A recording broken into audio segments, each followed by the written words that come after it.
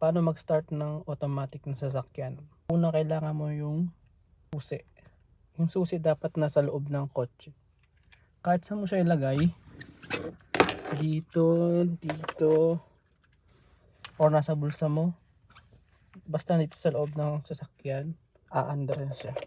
Yung start and stop button, paddle shifter, dapat nasa park. Pag pinindot mo siya isang beses, kita mo ilaw, pumukas din yung bintana. Sabi dito ay push brake and start, switch to drive. So, tapakan natin yung brake. Sa mga automatic cars, dalawa lang yung ano niya, isang brake, isang gas. Tapos wala siyang clutch. Tapakan mo yung brake and then one push lang sa push button.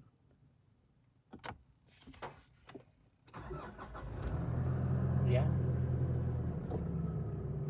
Bitawan mo na yung brake. Okay na yan.